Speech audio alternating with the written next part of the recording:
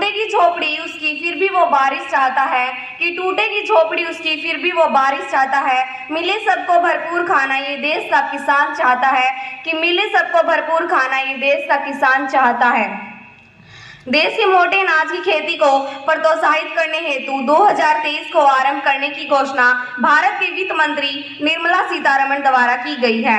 इस योजना के माध्यम से देश में मोटा अनाज उगाने के लिए सभी किसानों को प्रोत्साहित किया जाएगा। इससे उनकी आय में भी बहुत हद तक वृद्धि होगी। निर्मला सीतारमण जी ने घोषणा करते हुए कहा, भारत मोटे अनाजों यानी कि मिलेट्स की हब है। भारत में इसके उत्पादन को बढ़ाकर देश को मिलेट्स का वैश्विक केंद्र बनाया जाएगा। इसके अलावा मिलेट्स उत्पादन के क्षेत्र में शोध कार्य बढ़ाने के लिए देश में मिलेट्स रिसर्च सेंटर की भी स्थापना की जाएगी। श्री अन्न योजना का मुख्य उद्देश्य है देश के सभी किसानों को मोटा अनाज उगाने हेतु प्रोत्साहित करना है। इससे देश के सभी नागरिकों को मोटे अनाज को खाने में उपयोग करने हेतु प्रोत्साहित करना हो सकेगा।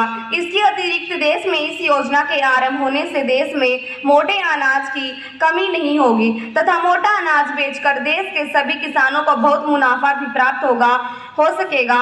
श्री अन्न योजना 2023 का आरंभ केंद्र सरकार द्वारा मुख्य रूप से देश में मोटे अनाज की पैदावार में बढ़ोतरी करने हेतु किया गया है। श्री अन्न के अंतर्गत मुख्य रूप से ज्वार, बाजरा, रागी, सावा, कनगरी और कुट्टू के दानों आदि को शामिल किया जाएगा। ये अनाज पोषक तत्वों से भरपूर होते हैं। इसके बाद मैं 2 लाइन और कहना चाहूंगी कि फेंकने को मुट्ठी में जितना अनाज अट जाता है, कि फेंकने को मुट्ठी में जितना अनाज अट जाता है उतने में ही किसी गरीब का पेट भर जाता है, कि उतने में ही किसी गरीब का पेट भर जाता है। धन्यवाद।